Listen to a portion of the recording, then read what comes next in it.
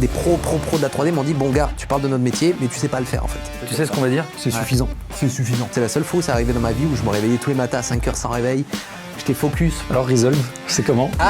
Resolve, c'est le feu. Bonjour à toutes et à tous et bienvenue dans une nouvelle vidéo dans laquelle nous allons aller à la rencontre d'Atom qui a plus de 300 000 abonnés sur sa chaîne YouTube qui parle d'effets spéciaux. Cette vidéo est le premier épisode d'un nouveau concept dans lequel nous allons aller à la rencontre des créateurs de contenu sur internet pour découvrir leurs environnements et méthodologies de travail. Le contenu que vous allez voir est une émission test, donc j'attends de vous un maximum de retours en commentaire pour nous aider à l'améliorer. Si vous découvrez la chaîne, je vous invite à vous abonner. Ici on parle d'audiovisuel, de tournage, montage, bref, on teste plein de trucs. Je vous laisse avec l'épisode, c'est parti.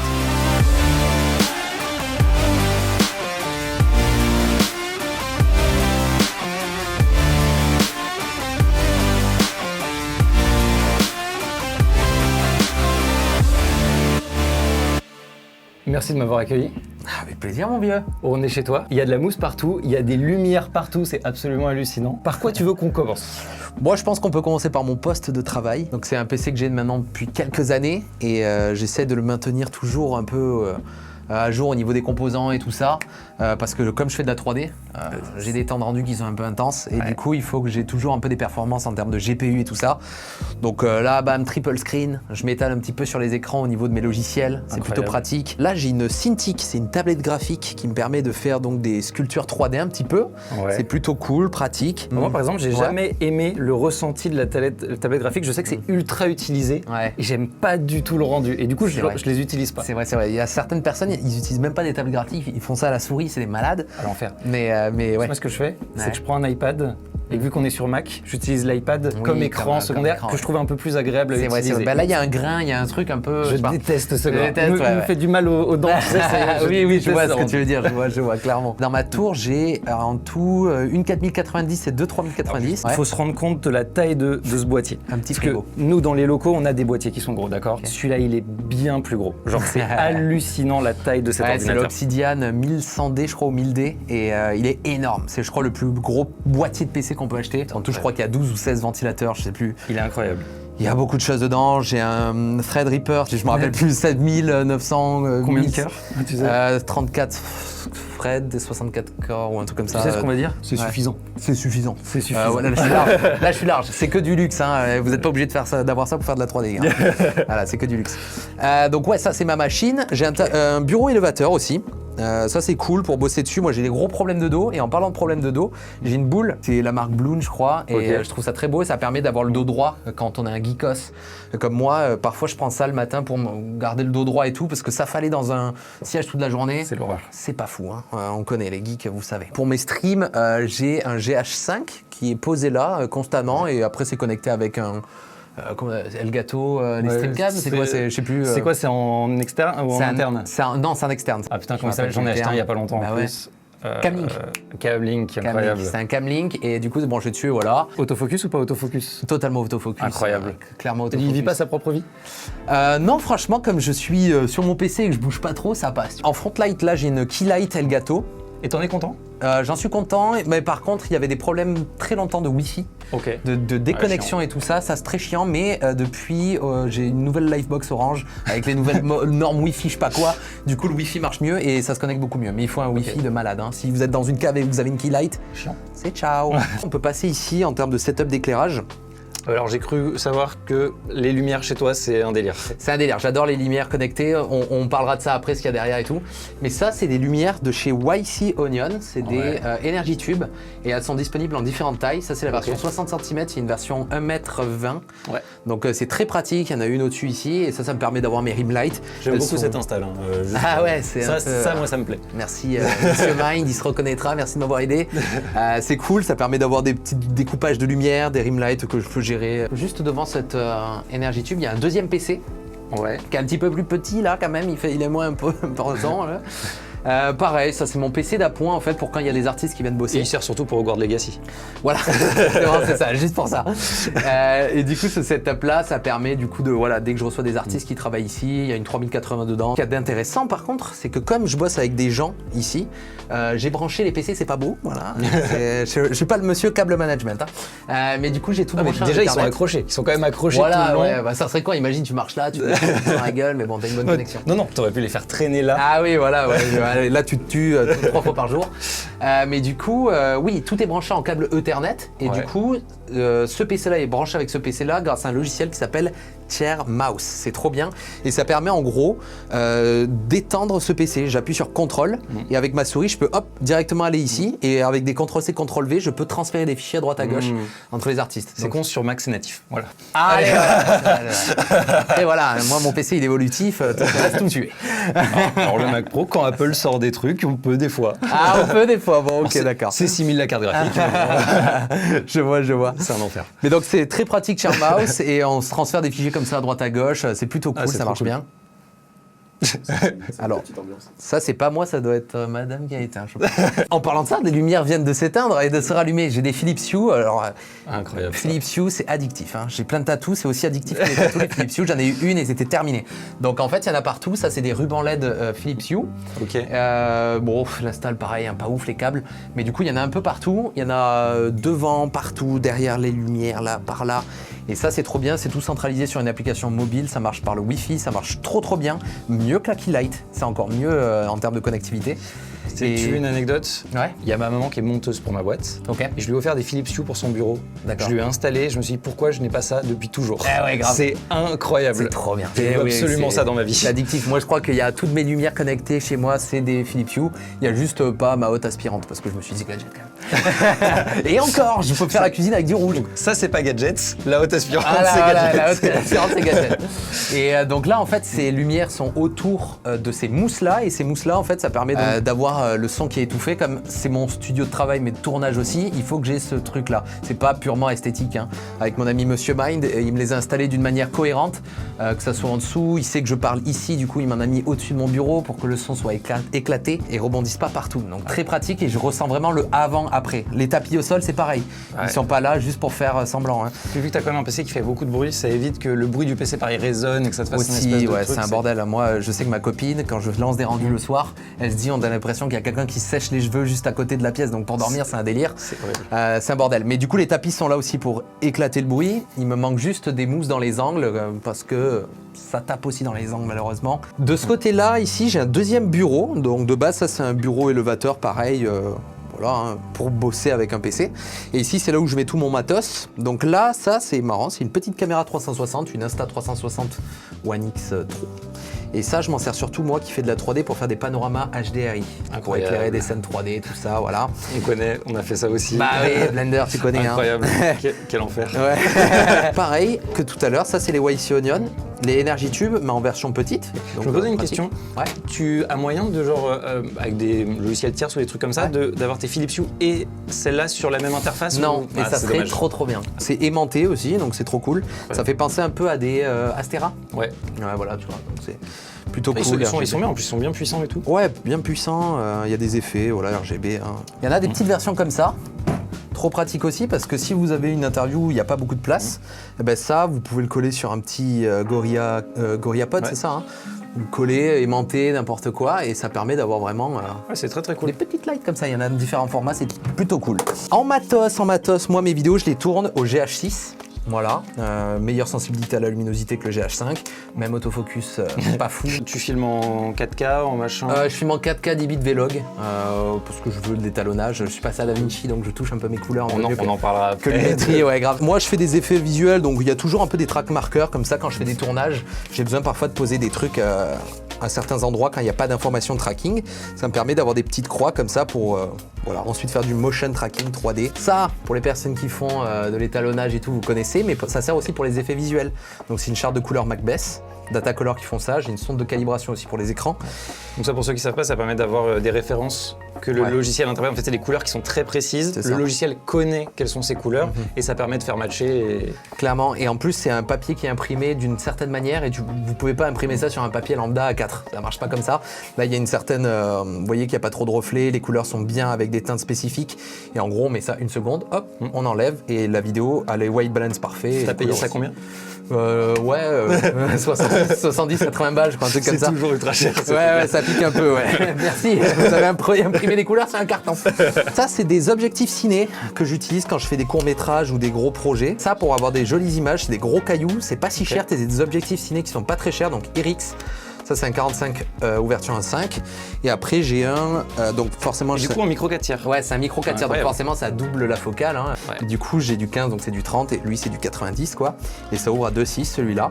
Donc, très cool. Ils sont plutôt cool. Je me suis jamais renseigné sur les gros objectifs pour les GH5, GH6 tout en micro 4 tiers. Et c'est la première fois que j'en vois, tu vois.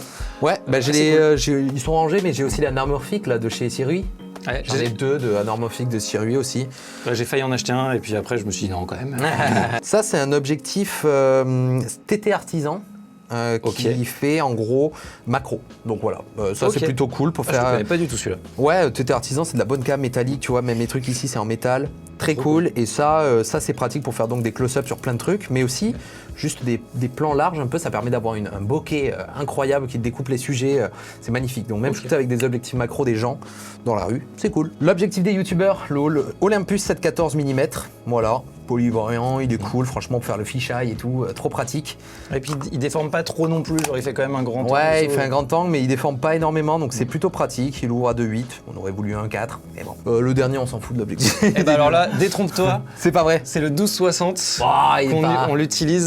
C'est le standard. C'est un excellent objectif macro. Ah, macro aussi, ok. Ouais, nous on l'utilise que pour la macro. D'accord. Il a une distance focale de combien? On peut se rapprocher? Je me souviens plus du numéro, mais en 60, tu peux vraiment t'approcher de malade. Ah ouais, ok. Et on l'a sous-estimé. Il est resté dans un placard pendant des années. Moi, il est là pour faire beau, pour faire genre que j'ai des objectifs. Et en fait, jamais. on l'a utilisé de ouf en macro. Très très bon objectif. Et si tu veux partir en vacances avec un seul objectif, le rendu est dingue. Ok, ah bah merci. Je l'utiliserai plus souvent. Merci. Merci. Voilà. Sous-côté de ouf cet objectif. Ah, ok, d'accord. Je voulais casser ce truc que font les youtubeurs, c'est les crash zooms. C'est toujours avoir des zooms comme ça, tac, tac, tac. Dès que tu parles, dès que tu fais une blague, c'est marrant, tu fais des zooms.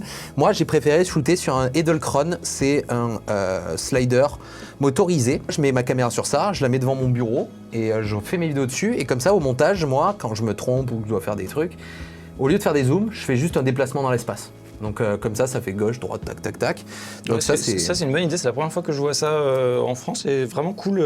Ah bah merci. Ça c'est un trépied, mais c'est le pire trépied de l'univers, je veux même pas... Vas-y, prends-le en main, vas-y, essaye, vas-y. Voilà. Ça c'est chiant. Si t'as des petits trépieds comme ça à me conseiller dans ce form factor, je suis chaud. Hein. Je vais t'en chercher un tout de suite. Ah ouais? Alors là. Allez, vas-y, envoie la sauce. Alors là. Ah, là, le mec il veut me faire la pub. Il veut me faire la pub, le gars. Si t'as 700 balles à lâcher. Oh, 700 balles.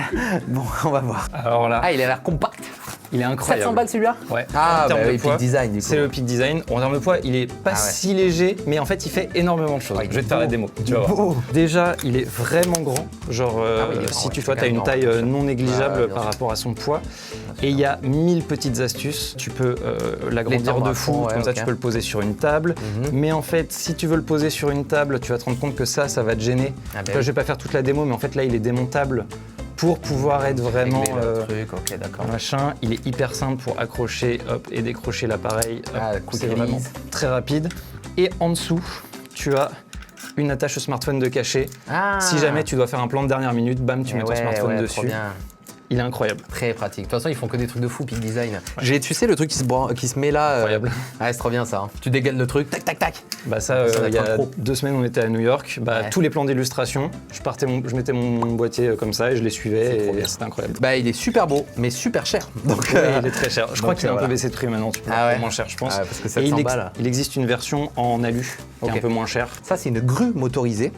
Et donc, ça se met sur un trépied comme ça. Ma caméra va pouvoir faire des hauts, bas à volonté, en loop. Ça peut faire des boucles. Pour faire des packshots de produits, c'est trop bien.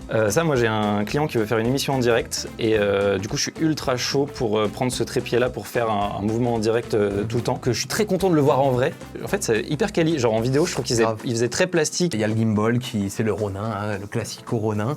Incroyable. C'est le tout premier Ronin S. Ouais. Je l'ai pas changé parce qu'il fait le taf. Franchement, il fait le taf. C'est surtout le poids qui a changé en vrai. C'est les vrais diffs, c'est le poids. Maintenant, les nouveaux sont plus légers. Ok. Il n'y a pas les moteurs qui sont un peu plus puissants, on peut les bloquer, je crois aussi les moteurs. Si, mais pour un GH5, GH6, ça fait le taf. Hein. C'est pas flagrant. C'est pour ça que j'ai pas voulu changer. Après, bon, ça c'est gadget. Est-ce que ça va dans ta chaîne? Je sais pas. C'est le plaisir avant tout. Eh ben voilà. Moi, je suis très fan de Sonos. Ok. Sonos, une marque de hi-fi, Wi-Fi, et du coup, ça permet d'avoir dans toute la maison un écosystème un peu comme Apple. C'est très écosystème. Toi, moi, je suis écosystème. l'écosystème. Voilà, moi j'adore ça, j'adore quand les produits réagissent bien entre eux, que ça marche bien. Sonos c'est ça, j'ai une enceinte dans chaque pièce de ma baraque et donc je peux dire mets la musique ici, là et je vais dans ma maison et j'ai de la musique partout. Ouais, j'aime beaucoup travailler en musique, donc voilà, j'ai 2 enceintes Sonos ici. J'arrive au bout de ce que je peux mettre dans cette pièce. Je pense que je peux pas mettre plus. Là je commence à me marcher un peu dessus. Là t'arrives à un niveau où le moindre truc qui traîne devient un problème. Ouais, exactement. Bah tu vois, je mets tous mes trépieds là, il y a du matos un peu partout donc. Petit iPad, qu'est-ce que toi tu fais avec l'iPad extrêmement gadget, je vous l'avoue, l'iPad. Si je dis réellement pourquoi j'utilise, vous allez tous m'insulter, mais en gros, dès que j'ai un rendez-vous quoi, je l'ouvre, je note mon rendez-vous et je le ferme. Et est-ce que c'est pas indispensable? Exactement. Ouais. Je bosse avec Notion pour organiser mes vidéos et tout. J'écris sur mon iPad, donc c'est surtout un truc de déplacement. Mais en statique, non, je l'utilise jamais à part pour noter 2-3 conneries. Encore vraiment. C'est pratique, c'est petit, c'est puissant, c'est bien. Et en plus, maintenant, il y a DaVinci sur l'iPad. Alors, j'ai pas testé encore. C'est des malades. Moi non plus, j'ai pas testé, mais apparemment, ça marche bien. Petit casque. Voilà, ouais, c'est un casque Apple, c'est le AirPods Max. Très cool, très pratique. J'ai un truc sur le PC qui s'appelle Magic Pod et ça permet de le connecter sur un iPhone, comme si c'était sur un iPhone. Donc tu le prends, tu le mets, c'est directement connecté au PC. Ça c'est cool. Pareil sur Mac c'est natif, mais après c'est pas...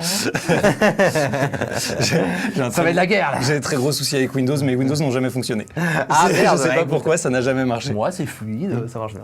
Moi j'ai un Windows qui doit coûter, je sais pas, 6-7 000 balles. Okay. Il démarre une fois sur 4. Yes. On n'a jamais trouvé pourquoi. Ok, c'est fou. C'est voilà, et que ça, ma vie est Windows, c'est que ça. Ok, bah écoute, ce que je te propose, c'est qu'on se pose. Vas-y. Ton setup est incroyable, mais moi, ce que j'aimerais bien savoir, c'est l'homme derrière le setup. C'est quand même des métiers un peu particuliers. On n'a pas été formé pour faire ce genre de choses. On travaille quand même souvent seul ou on commence seul, tout ça. Donc moi, j'ai plein de questions à te poser sur comment tu arrives à gérer ton quotidien, comment tu arrives à te motiver pour bosser, parce que le meilleur truc quand même quand tu gagnes ta vie chez toi, c'est de ne rien faire. C'est clair. Déjà, on a la chance sur YouTube de vivre de notre passion. Et comme c'est ma passion, ça m'habite. Et quand j'ai voulu me fixer des objectifs pour vivre de ma passion, je suis passé dans une sorte d'automatisme. C'est la seule fois où ça arrivait dans ma vie où je me réveillais tous les matins à 5h sans réveil. J'étais focus. Café, tac, je bossais mes trucs, je faisais un rendu 3D par jour, j'étais motivé pour inonder Internet par mon contenu, quoi. Ouais. Et ça a été pendant quelques années pour progresser et avoir une communauté solide. Et j'avoue que maintenant, c'est un peu plus relax, tu vois, c'est un peu plus, bon là c'est bien, on a établi les choses. Et donc là j'avoue que c'est un peu galère de retrouver une dynamique de travail. Et là j'ai l'impression de monter et de step up un peu et de gérer par exemple mon ami Storix qui m'aide à faire de la 3D et savoir gérer des gens, travailler avec d'autres personnes, c'est d'autres dynamiques de travail. Donc là je pense que je réduis un peu la quantité de travail pour améliorer la qualité. Avant, j'étais sur faire des trucs, il y a quelques temps, je sais pas il y a combien de temps, mais j'ai l'impression que t'as diminué le rythme de vidéo, genre t'es passé de genre une vidéo par semaine à J'étais à 2 vidéos par semaine avant. 2 vidéos par semaine, ah ouais. 2 vidéos par semaine, et en fait, le truc, c'est que quand je suis arrivé sur YouTube, les gens m'ont dit, des pros de la 3D m'ont dit, bon gars, tu parles de notre métier, mais tu sais pas le faire en fait. Ouais. Et du coup, moi, je me suis dit, bon, c'est vrai, et donc je me suis dit, j'avoue, c'est vrai, j'ai pas des bases très saines, donc j'ai voulu ralentir et essayer de m'attarder sur les détails. Voilà, maintenant, je deviens de plus en plus perfectionniste. Maintenant, mon regard, il a changé sur mon travail et je veux chercher le détail, mettre un peu plus de temps sur les choses. Donc, comment tu fais pour gérer justement le fait d'apprendre et en même temps produire des vidéos? Justement, c'est ça qui est cool avec mon travail, c'est que du coup, je transmets aux gens les choses que j'apprends. Ouais. Donc là, si j'apprends un logiciel, hop, je fais une vidéo dessus en mode regardez les gars, c'est fou. Là, pendant que c'est chaud encore. Voilà, pendant que c'est chaud, j'ai encore les mains dedans, l'esprit il est dedans, donc c'est trop bien, c'est une chance que j'ai de pouvoir juste expliquer ma passion, quoi. C'est trop bien, quoi. Là, il y a quelqu'un qui vient t'aider de plus en plus. Quand j'ai dû lâcher les rênes et qu'on commence à devoir donner notre bébé à d'autres gens ou des parties, je sais que c'est un moment qui est pas facile. Par exemple, tu vois, pour le montage vidéo, ça, je le donne à personne encore. C'est dur, ça. Hein. C'est trop dur. C'est très dur. C'est trop dur parce que j'ai tellement ma direction artistique, les choses que je veux faire, les couleurs, les machins. Le donner à quelqu'un, je suis sûr et certain à presque 99% que ça n'ira pas. Ça n'ira pas. Alors que c'est pas forcément moins bien. Non, c'est pas forcément moins bien, mais juste c'est pas moi. Et tu vois, le montage, c'est un langage, quoi. Tu vois, tu peux donner 2 versions différentes d'un projet sur un seul et même film, tu vois. Même c'est comme l'éclairage. Tu éclaires la scène d'une manière, ça va expliquer quelque chose. Tu l'éclaires d'une autre manière, ça va expliquer tout autre. Donc ça, le montage, c'est galère. Je peux pas le donner à quelqu'un pour le moment. C'est très dur. Ou alors il faut que je le forme, je lui dise bon, regarde, ça c'est ça. Et ça serait pas fun pour lui parce que le monteur, il doit s'exprimer aussi par le montage, tu vois. Ouais. Alors moi, la technique que j'ai par rapport à ça, c'est que ça se fait en déjà. Moi, je fais comme ça, donc fais comme ça. ok, t'as compris comment je bosse, et du coup, vas-y, commence à rajouter tes idées, tes machins, et petit à petit, ça devient son truc. Ce qui fait que déjà, la transition est plus douce pour les gens qui y suivent, et même pour toi, personnellement, ça te permet d'accepter, genre...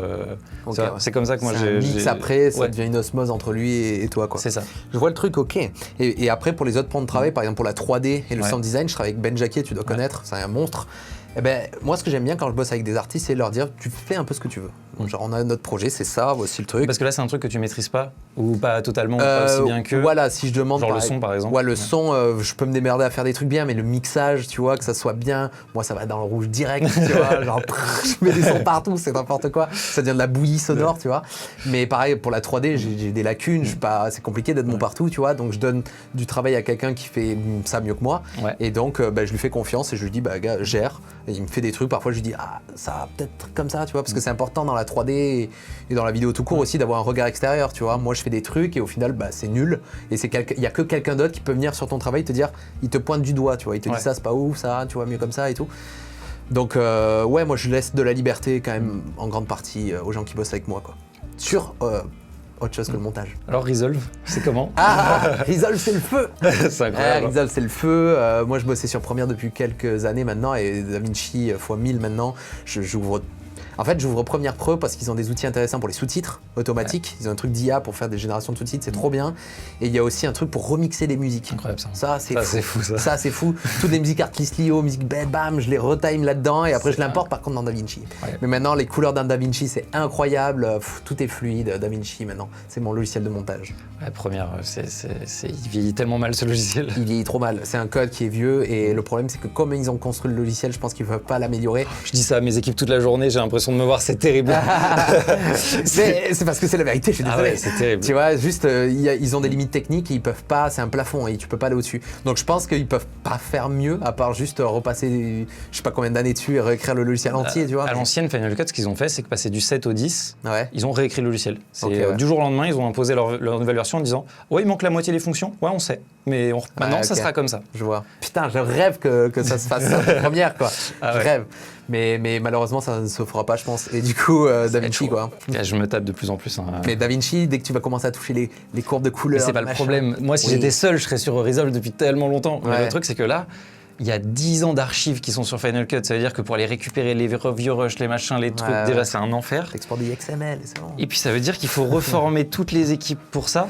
Oui, et en plus de ça, c'est qu'il faut qu'on arrive à refaire l'équivalent sur tout. Il faut tout retrouver, il faut qu'il y ait un workflow. Ben, moi, je pense que ce que tu dis là, c'est pourquoi autant de personnes restent sur Premiere encore et donnent de la force à Adobe. C'est parce que tout le monde est tellement habitué à ces logiciels-là. Passer à autre chose, c'est compliqué. Mais moi, en une semaine, j'ai tous mes réflexes. Tu vois, ça va assez vite.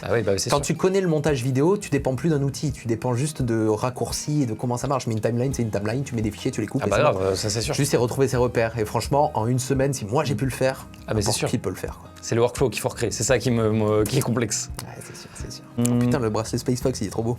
Ouais, incroyable. Il fait de l'œil depuis pas mal de temps. C'est ma femme et mon frère qui m'ont offert ça. Très cool. Je suis un enfant. Puis toi, l'Apple Watch Ultra, j'ai fait la commander hier soir. Elle est trop bien, gars. Elle était 100 € moins chère sur Amazon hier soir, j'ai fait craquer. J'étais à ça de fou. Mec, le form factor, il est trop beau. Enfin, ça claque. Ouais, moi, c'est pour l'autonomie sur les tournages. Ah ouais, l'autonomie, c'est incroyable aussi. Hein. Parce que quand on part en tournage, des fois, c'est difficile de tout faire charger, machin, tout ça.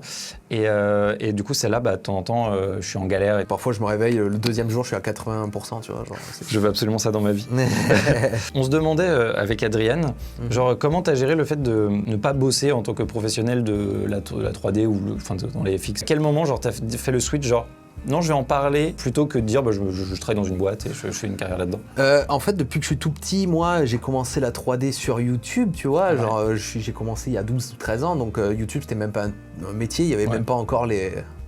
J'allais dire le mot en N, comme Voldemort. C'est ça. Mais il y avait Diablo X9. Il y avait Diablo X9. Mais voilà, tous ces gens-là étaient encore par passion. Je l'ai fait aussi, je partageais là-dessus et tout.